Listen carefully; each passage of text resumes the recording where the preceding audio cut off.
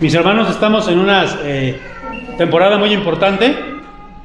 Estamos ya iniciando la Semana Santa con el domingo de Ramos, ¿verdad? O el domingo de Palmas. Previo a esto tuvimos 2 predicaciones preparando nuestros corazones para la Semana Santa. Y estas predicaciones, una de ellas fue la maldición de la cruz y la otra fue el significado del Getsemaní. A mí me gustaría como pastor, pues obviamente que todos estuviéramos en el mismo canal, ¿no? Que todos pudiéramos escuchar las predicaciones, que todos estuviéramos en un mismo sentir. Pues no sé si lo hemos logrado o no, pero yo espero que la mayoría sí estemos en el mismo canal. Hoy vamos a iniciar, hermanos, una serie de 4 predicaciones, o sea, una miniserie de 4 predicaciones que le hemos titulado Palabras que dan vida, o Palabras que cambian vidas. Y vamos a iniciar hoy con esta predicación que dice ahí, ¿verdad? Palabras que ¿qué? Que hacen llorar. Y obviamente se refieren a la entrada triunfal. Hoy vamos a hablar acerca de la entrada triunfal. Vamos a orar, hermanos. Padre, queremos rogarte que nos permitas tener en tu santuario reverencia, que nos permitas estar atentos, que nos permitas, Señor, olvidarnos de otras cuestiones y dejar a un lado los celulares, dejar a un lado otras cosas y estar atentos, Señor, a tu santa palabra. Permite, Padre, que también los niños puedan darles paz, tranquilidad a ellos, para que también, Padre, ellos puedan tomar sus clases y que nosotros podamos estar atentos aquí, Señor, a lo que tu palabra dice. Cualquier interrupción que el enemigo quiera poner, que nosotros no hagamos caso, Señor, que podamos estar realmente prestos en este momento a tu palabra. Y estamos en un culto a ti. Permítenos tener esa reverencia, ese respeto y tener, Señor, ese gozo también para alabarte en esta mañana. No importa, Señor, que estemos pocos, eso, Señor, nos gustaría que hubiera más hermanos, pero gracias te damos porque con los que estamos aquí, Señor, tenemos ese gozo y esa disposición. En el nombre de Jesucristo, amén y amén. Vamos a darle Hermanos, yo me acuerdo mucho que a la familia de mi papá, a mi familia paterna, les gustaba mucho el deporte, mucho el deporte. Todos los deportes les gustaban. Y eran fanáticos, veían la televisión, veían los partidos, pero en particular les gustaba mucho el fútbol americano. Yo creo que por eso cuando fui joven jugué fútbol americano y fue uno de los deportes que más me gustó, ¿no? De hecho, ahora ya de grande tengo jerseys de varios equipos y tengo también la colección de los casquitos que salieron en los Galcitos hace tiempo. Todos los casquitos los tengo ahí de los equipos. A mí me ha gustado coleccionar cosas, pero bueno, yo creo que eso me vino de allá, de mi familia, de mi papá. Me acuerdo que eran tan fanáticos, que veían incluso no solamente el fútbol americano, el de la NFL, sino veían también los colegiales. Y no me acuerdo en qué fecha eran los tazones, pero me acuerdo de uno en particular, el tazón de las rosas, y se jugaba, ¿verdad?, el partido, pero también hacían el desfile, el Rose Bowl, que le llamaban, ¿no?, a todo esto, ¿no? Era el desfile de las rosas en Pasadena, California, y hacían todo un desfile con carros alegóricos, precisamente con diferentes figuras, pero todas hechas con rosas, y era un desfile muy hermoso. Hasta la fecha lo siguen llevando a cabo, que se preparaba con mucha antelación. De hecho, no solamente este desfile, sino muchos carnavales que hacen sus desfiles, lo hacen, acaban de terminar el carnaval o el desfile y ya están planeando para el año siguiente. Sí, es con mucha planeación. Estos desfiles muy hermosos con mucha planeación. Vamos a darle nomás aquí y vamos a ver que en la lectura que vimos había un desfile también, pero no había sido con tanta planificación, más bien fue un desfile improvisado. Esto que nosotros vemos que hacen los niños con los camedores, con las palmas, pues la gente lo hacía, ¿verdad?, con las ramas de los árboles. Estas ya son imágenes más estilizadas, pero la gente lo hacía con las ramas de los árboles, con lo que tenía a la mano. Es decir, este desfile, vamos a llamarle así, no estuvo planificado por las personas en Jerusalén, como los desfiles que nosotros vemos que se planifican con años de antelación, o por lo menos con un año de antelación. Pero saben, este desfile sí estaba planificado, no por el pueblo de Israel, pero sí por Dios, desde antes de la fundación del mundo. Porque este desfile era muy importante, hermanos. Yo no sé si ustedes han visto en esta mañana que hay gente que pasa con sus palmas muy bonitas, porque tejen unas palmas muy bonitas. Yo estaba sentado ahorita ahí y vi a varias personas pasar con sus palmas, unas grandotas. Pero no sé si la gente sepa lo que significa eso. Y nosotros sabemos que Jesús entró a Jerusalén con un propósito. Y aunque no estaba planificado este desfile en Jerusalén como tal, que iban a celebrar la Pascua, pero en la eternidad sí estaba planificado. ¿Amén, hermanos? Vamos a darle uno más aquí. Y vamos a ver entonces lo que dice Lucas 19:28. Ya leímos el pasaje, con calma lo leímos. Dice aquí: dicho esto, iba adelante subiendo a Jerusalén. ¿Ven esta imagen aquí? ¿Sí se alcanza a ver la imagen?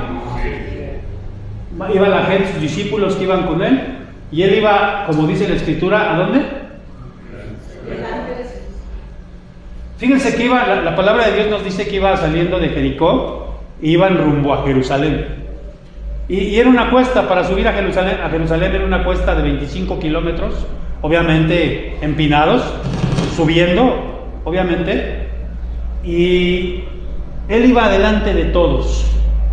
Piensen, hace unos sábados, yo fui a una actividad con el sínodo al que pertenezco, y fue una actividad en un monte. Le decidieron hacerla en el monte que está por allá por la villa, es este monte de Guadalupe, no sé cómo se llama, el Tepeyac, el monte del Tepeyac. Un monte muy feo, muy pelón, muy feo el monte, pero ahí decidieron hacer esa actividad, y era subir. Yo creo que yo subí de milagro, porque no está tan empinado, pero sí está, y yo ya no tengo nada de condición. Entonces ya cuando llegué allá, pues ya llegué saliéndoseme los bofes, como dicen por ahí. Pero en una de las partes del ejercicio era que nosotros pudiésemos ir solos, meditando. ¿Y qué creen que iba haciendo el Señor en estos momentos cuando Él iba hasta adelante, solo? Así dice la Biblia, iba adelante. ¿Qué creen que iba haciendo? Yo más bien pienso, no dice la escritura, pero creo que Él iba pensando. Y sí nos debe entender, ahorita lo vamos a ver en el pasaje, en lo que le iba a acontecer. Pero no solo lo que le iba a acontecer a él, sino lo que le iba a acontecer a Jerusalén. Por eso es que iba solo, ¿verdad? Vamos a darle uno más aquí y vamos a ver cómo ese desfile, que no estaba planificado por los judíos, pero sí por Dios desde la eternidad. Miren lo que dice en Zacarías 9, 700 años antes de que viniera el Mesías. Miren lo que dice Zacarías 9. Alégrate mucho, hija de Sión, da voces de júbilo, hija de Jerusalén. ¿A quién estaba diciendo esto el profeta? Que se alegraran porque venía el rey, ¿verdad? Dice: he aquí, tu rey vendrá a ti, justo y salvador, humilde, cabalgando sobre un asno, sobre un pollino, hijo de asno.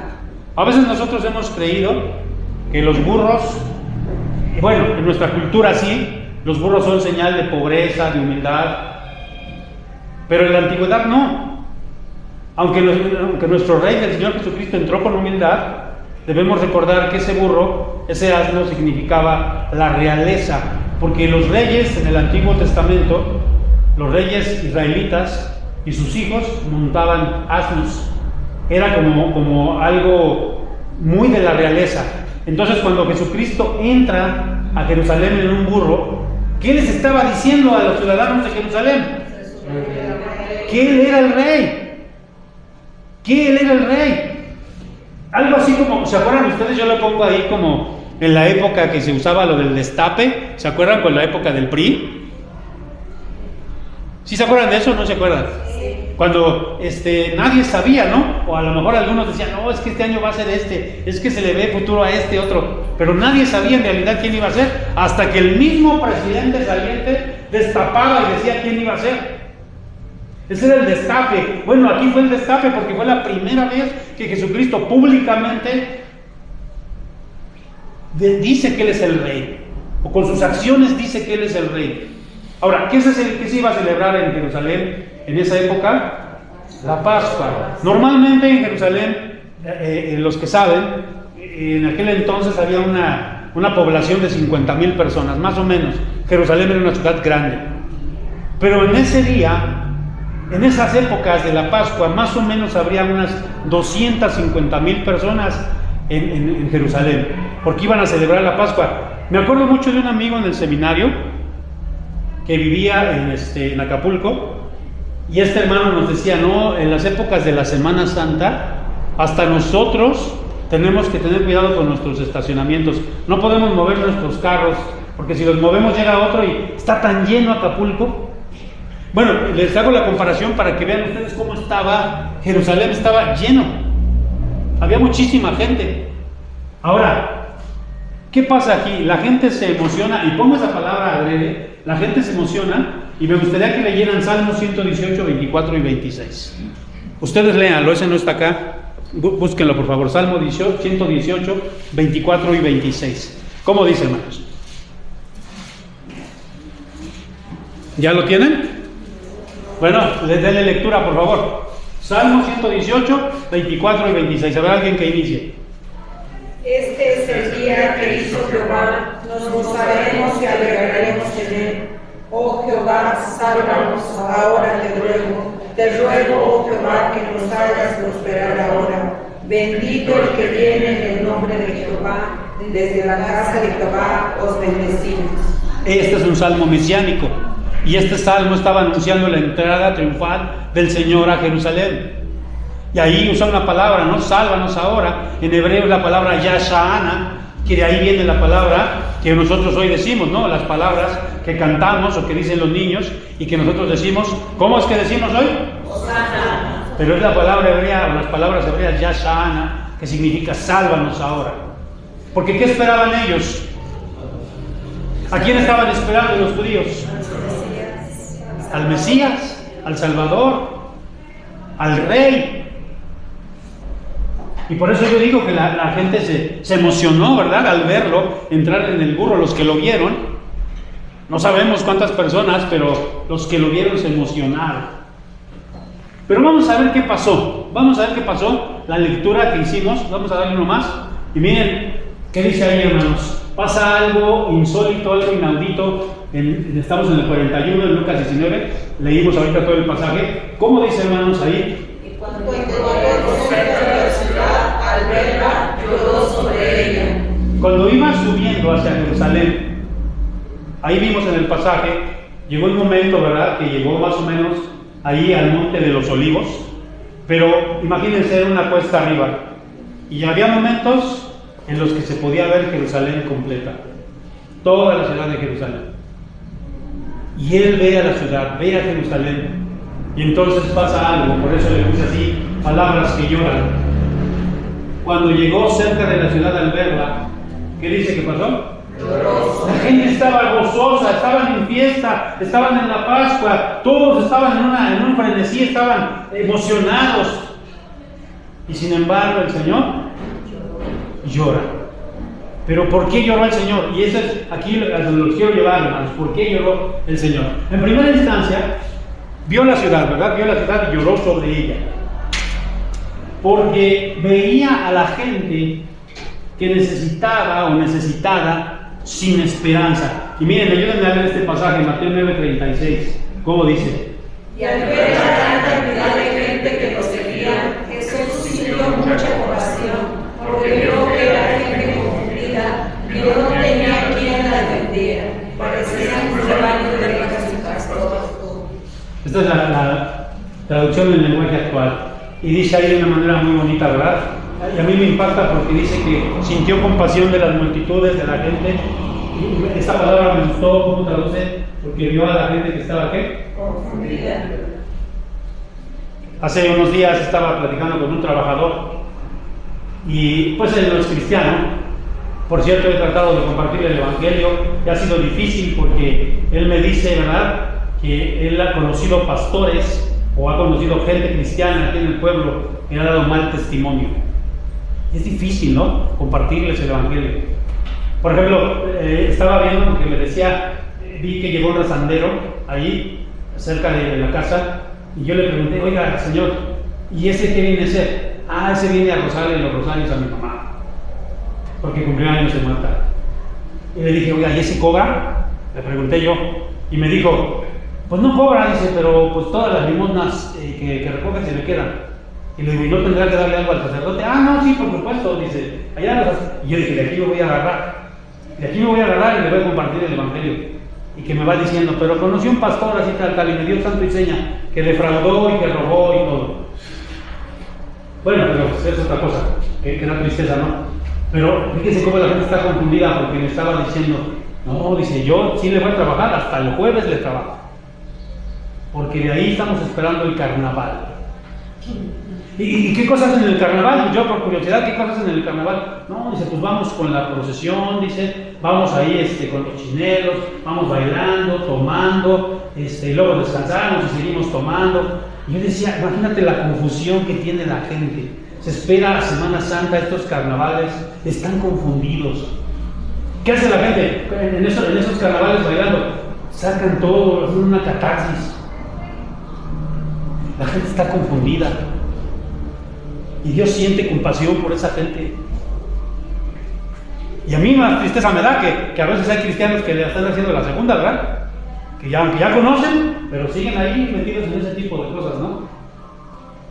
Y es lo mismo, hermanos. Jesús veía a las multitudes como ovejas sin pastor, porque sabía quiénes eran sus pastores, quiénes eran los pastores de Israel. No, los pastores de Israel, ¿quiénes eran? ¿Quiénes eran los pastores de los judíos? Los líderes religiosos, los levitas, los sacerdotes, los fariseos. Pero ellos no se preocupaban por la gente, no se preocupaban por la ley. Entonces Jesús veía que no tenían pastor, les veía así, que no tenían pastor.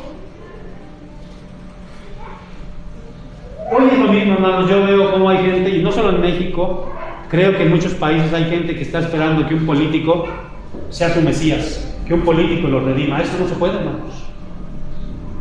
Ningún político puede redimir a nadie. Ningún político puede traer la bendición a nadie. Los políticos hacen su trabajo, pero mucha gente, y esta gente que estaba esperando, ¿qué estaban esperando?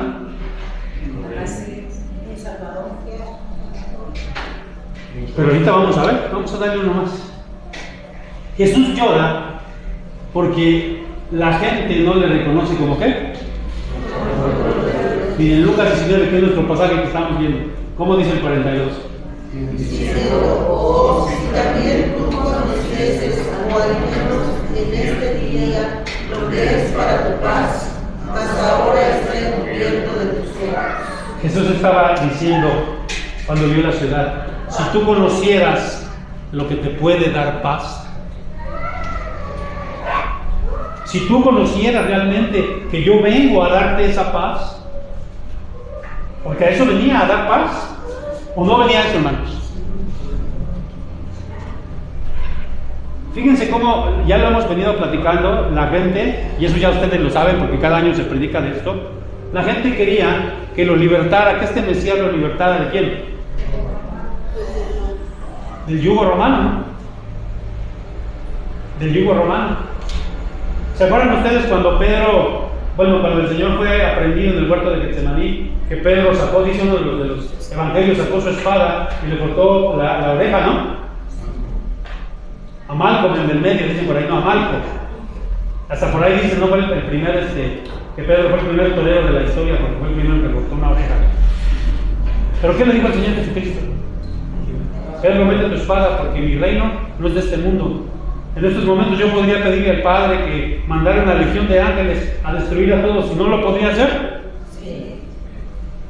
Pero el reino del Señor no era de este mundo.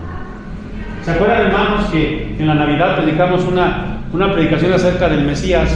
Y yo les mencionaba cómo dos judíos, un americano y un canadiense, fueron los creadores de Superman. Y estos judíos, yo les mencionaba que desde pequeñitos crecen con la idea del Mesías. Están esperando al Mesías. Tristemente, muchos judíos siguen esperando al Mesías. Y entonces ellos hicieron con toda esa ideología que tenían del Mesías todopoderoso, que los iba a rescatar, que los iba a liberar, hicieron la figura del Superman.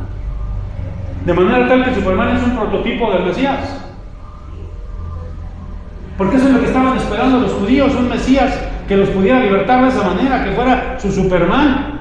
Pero dice aquí, si tú supieras lo que es para tu paz.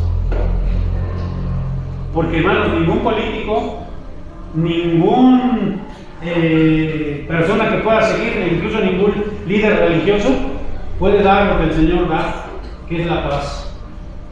Porque nadie puede curar el alma, nadie puede curar el alma. ¿Quién es el único que puede curar el alma de las personas? Nadie, más que el Señor.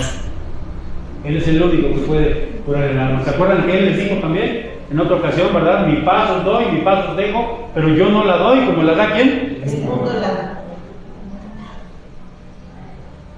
Y aquí lo que les estaba diciendo, por eso yo del Señor, porque dice, ustedes no se dan cuenta de dónde puede venir su paz. La paz no viene del Imperio Romano, la paz no viene de la política, la paz no viene de... Incluso si nosotros viviésemos en Dinamarca, en Noruega, en los mejores países, eso no te da paz en sí mismo. Que bueno, no, nos gustaría vivir en un país así, en un lugar así, pero eso no da paz. Y lo podemos ver en la humanidad, podemos ver en cómo también en Dinamarca, también en Noruega, también en los lugares donde hay más. ¿Sabían que uno de los países donde más se suicida la gente es Japón? Y uno dice, ¿por qué? Si Japón es un país súper adelantado, tiene mucha tecnología, tienen dinero. Porque la paz, hermanos, solo lo da ¿quién? Y por eso llora, porque ve a la humanidad que anda buscando la paz en otras cosas. Anda buscando la paz. Yo veo, por ejemplo, digo, ¿por qué la gente toma? ¿Por qué la gente se droga? ¿Qué están buscando? Están buscando paz. Están buscando paz. Ahora están viendo, ¿no?, todo lo que pasa en Estados Unidos con las drogas, con todo esto, las metanfetaminas, ¿cómo se llaman estas pastillas que están vendiendo ahora? El fentanilo, ¿no? Todo eso. Y decían, le echan la culpa aquí a Latinoamérica, a México. Si Estados Unidos no tuviese necesidad, ¿por qué se drogan? ¿Por qué toman esas pastillas? ¿Qué quieren sentir? ¿Qué quieren sentir? Al final de las cosas, la gente quiere sentir paz, quiere sentir tranquilidad. Y entonces el Señor Jesucristo dice, si tú supieses que yo vengo para darte paz, por eso llora. Vamos a darle uno más. Y vamos a ver por qué llora también. Dice ahí, en el 19:43, ayúdenme a leerlo.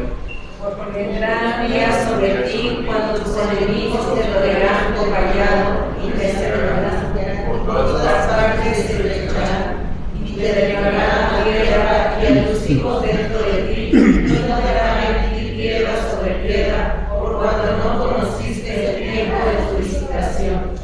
Él veía la ciudad completita, iba en la subida y ya podía ver la ciudad, pero no solamente veía la ciudad físicamente, sino veía espiritualmente, pero también veía hacia el futuro. Él era Dios y veía hacia el futuro. Él sabía lo que iba a pasar cuando nadie sabía. Eso lo sabemos nosotros ahora, porque la Biblia lo dice, porque los libros de historia lo dicen. José fue el historiador, menciona lo que pasó con el sitio de Jerusalén, con la destrucción de Jerusalén en el año 70. O sea, Jesucristo estaba viendo 30 años, 40 años adelante, cuando Jerusalén iba a ser completamente destruida. Como yo les decía, Flavio José fue un historiador de la época, menciona que hubo un sitio de los romanos, un sitio quería decir que había romanos alrededor, no podía entrar ni salir nadie, no había alimentos, cortaban el agua, la gente que estaba dentro no tenía nada. Se comieron a sus hijos, comieron calzado, comieron popó, tomaron orines. Eso lo narra José, el historiador, en las antigüedades de los judíos. Y Jesucristo veía todo eso y decía, y ustedes no saben quién viene, ustedes me están rechazando, y por rechazarme va a pasar todo esto. Porque Él ve todo el panorama, hermanos. Y eso aconteció. En el año 70, el emperador Vespasiano mandó a su hijo, ahora sí que rima, ¿verdad? A mi hijo Tito, mandó a su hijo y destruyó toda la ciudad. La sitió y la destruyó. Nosotros hoy sabemos que los últimos judíos fueron a Masada, a una de las, los últimos reductos, está en lo alto, y ahí murieron. Los últimos judíos murieron ahí. allá en Masada. Son los pocos que pudieron escapar. 100,000 personas aproximadamente murieron en ese sitio de Jerusalén. Y Jesucristo lo estaba profetizando, porque Jerusalén no quiso recibirlo como su rey. Vamos a darle uno más. También lloró porque ellos no aprovecharon la oportunidad de la salvación. Ya leímos el 44, vamos a volverlo a leer, pero con especial énfasis en la última parte del versículo. ¿Cómo dice? Dentro de ti, y no dejarán en ti piedra sobre piedra. Ahí vamos a darle énfasis, por cuanto no conociste el tiempo de tu visitación. Yo en una ocasión les explicaba lo que es una visitación. Cuando está hablando ahí, la visitación quería decir que Jesucristo había venido en esos momentos a dar salvación. Y hay muchos jóvenes que les hablamos del Evangelio, gente que le hablas del Evangelio y te dicen, no, es que no es para mí, ahorita no, yo estoy muy joven, déjame divertirme. No es cuando tú quieras, no es cuando tú lo decidas, es cuando el Señor te visita, cuando el Señor quiere que tú te acerques a Él. Aquí hay muchos jóvenes y a veces, hermanos, tristemente yo me doy cuenta que nuestros jóvenes, pues muchos vienen porque los traen, porque no les queda de otra, pero habrá un momento en el que el Señor les visite a ellos de manera particular y personal. Y ojalá que ustedes no puedan decir, jóvenes, rechazarle y decir, no, yo todavía estoy muy joven, yo quiero gozar mi vida, quiero disfrutar mi vida. Como le decía una vez un joven a un pastor en una iglesia, le decía, pastor, ¿por qué yo no puedo fumar y tomar? Yo quiero ser un joven normal. Eso no es ser normal. Eso es ir en contra de la normalidad de Dios. Pero así hay mucha gente, ¿no? Fíjense lo que dice este pasaje en Mateo 23:37. Miren, me pongo a este lado para que lo puedan leer. ¿Cómo dice? Jerusalén, Jerusalén, que matas a los profetas y apedreas a los que te son enviados. ¿Cuántas veces quise juntar a tus hijos como la gallina junta sus polluelos debajo de las alas y no quisiste? Fíjense lo que hacía Jerusalén. ¿Por qué uno puede decir, entró el rey, pero no sabían? No, ya años anteriores, Dios había mandado ¿qué? Ahí está Zacarías, ¿no leímos Zacarías? Va a venir tu rey sentado en un asno, alégrate. Vinieron profetas, ¿y qué hizo Jerusalén con los profetas? A los que te son enviados. ¿Cuántas veces los quise juntar? Por eso llora. Porque dice aquí, ¿más tú qué? Rechazar. Por eso lloró. Palabras que lloran, te hacen llorar. Vamos a darle uno más acá. Miren, hermanos, aquí quiero tener un poquito. No sé si alguna vez ustedes han leído este salmo. Yo creo que sí, Salmo 24, que es un salmo mesiánico. Es un salmo que habla del rey. Es un salmo real, se llama. Fíjense en lo que dice este salmo ahí en el versículo 7. Vamos a leerlo. ¿Cómo dice? Alzado puertas vuestras cabezas y alzaos vosotras puertas eternas y llegará el Rey de Gloria. Las puertas no tienen vida, ¿sí? ¿Cómo una puerta se va a poder alzar? Los salmos es un idioma, es un lenguaje poético. Y cuando dice alzad, oh puertas vuestras cabezas, ¿de quién está hablando? Y cuando dice alzad vosotras puertas eternas, está hablando de nosotros, de los escogidos. Y dice que nosotros, ¿cómo debemos? Obviamente que hace alusión a Jerusalén. Obviamente que está haciendo alusión a Jerusalén. Jerusalén era una ciudad que tenía varias puertas. Y que todas las puertas se debían abrir, ¿para qué? Pero nosotros somos esas puertas que debemos dejar entrar al Rey. Es lo que está diciendo ahí. Ahora miren lo que dijo el Señor Jesucristo cuando manda a sus discípulos de 2 en 2 y los manda a predicar el Evangelio. Fíjense lo que les dice aquí en Mateo 10:14. Y cualquiera que no os reciba ni oiga vuestras palabras, al salir de esa casa o de esa ciudad, sacudid el polvo de vuestros pies. Yo debo confesar algo. Hace años estaba visitando con un pastor, trabajábamos allí en esa iglesia, y había una familia tremenda, de puros problemas esa familia, y aparte eran groseros, era una familia fea, Decían que eran cristianos, yo dudo mucho que eran cristianos. Fuimos a visitarlos, nos trataron muy mal, la verdad. Ya dejen ustedes de que porque nos invitaron, no nos invitaron a un cafecito, nos trataron muy mal. Y la verdad, cuando salimos, el pastor y yo recordamos este versículo, y sí, nosotros acudimos los pies. ¿Qué significaba eso? Que sacudieras sus pies. Exactamente, pero si lavamos las manos, o sea, allá es lo que les sabe. ¿Cómo recibieron a Jesucristo cuando entró a Jerusalén? Pero era un gozo real. 5 días después, esa misma gente que gritaba Osana, ¿qué gritaba esa gente? Esa misma gente. Entonces, igual, por eso yo puse, ¿se acuerdan que al inicio les dije que de manera intencional puse que la gente se emocionó? Porque literalmente, ¿qué había pasado con esa gente? ¿Sería qué?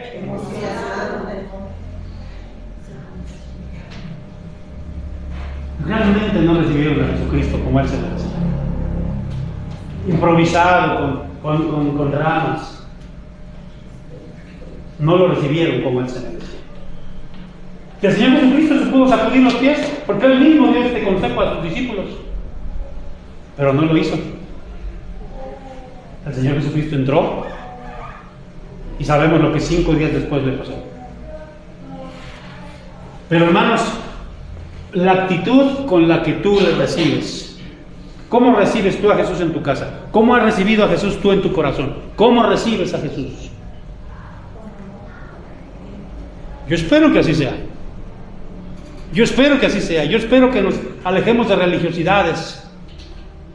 A mí de veras me da mucha tristeza, de verdad, hermanos, si se los digo como pastor, me da mucha tristeza ver a hermanos que todavía quieren participar en las cosas del mundo. Porque eso me dice que son como estas personas, que solamente son de emoción, que solamente... Pero en realidad, con sus hechos, están diciendo crucifícale, crucifícale. Vamos a darle el último. Y miren, hermanos, aquí. En este desfile, la gente estaba completamente equivocada. Completamente. Acuérdense que empezamos hablando de los desfiles. Porque ya vimos 5 días después, esos mismos que gritaban, ya sana, Osana, Osana. Después gritaban a Pilato, crucifícalo, crucifícalo. Porque no cumplió, y este es lo importante, porque no cumplió sus propias expectativas. ¿De quién? ¿Las propias expectativas de quién? Sino de quién cumplió las expectativas. Ese fue el problema. Porque si ustedes se dan cuenta, la palabra salva ahora, Yashana, es un imperativo. Sálvanos ahora. Queremos que tú nos salves, queremos que tú nos hagas, queremos que tú nos des. ¿Por qué no me das esa novia que tanto deseo? ¿Por qué no me das ese dinero que tanto deseo? Porque Él está en la cima, hermanos. Él ve toda la ciudad, Él ve el panorama, vio a Jerusalén completa y Él ve el panorama completo. Y Él te dice, no te lo voy a dar porque no te conviene, porque te haría daño. Porque no es lo que tú quieras, sino es lo que te conviene. Entonces yo digo, hermanos, que nosotros deberíamos ser más humildes y decirle, Señor, sálvanos cuando tú quieras, a la hora que tú quieras, como tú quieras. Porque ese Yashana, ese sálvanos ahora, era, toma tu espada, levanta a los que van a luchar contigo y pelea contra los romanos. Yashana, sálvanos ahora. Hay una teología, ustedes lo saben, ¿no? Muchas personas, muchas iglesias se han dividido tremendamente, ¿no? Qué tremendo, porque hay iglesias que se dividen, claro, se levanta uno que dice que es pastor, divide y se va dividiendo. ¿Por qué? Porque está haciendo ¿qué, hermanos? Su voluntad, pero decía esto, voy a regresar. ¿Por qué? Porque hay una teología hoy en día que le ordena a Dios. Decreta, tú dile a Dios que se va a hacer esto, que se va a hacer aquello. Una teología que es aberrante porque está completamente en contradicción con la soberanía de Dios. Y esta palabra, Yasha'ana, estaba en contradicción con la soberanía de Dios. ¿Si comprenden, si entienden esto que les quiero decir? Hoy nosotros tenemos que decirle, sí, Señor, sálvanos ahora, Yasha'ana, pero no como yo quiero. Sálvame como tú quieras, cuando tú quieras, a donde tú quieras, porque tú me vas a dar siempre lo mejor. Amén. Palabras que hacen. Vamos a seguir adelante con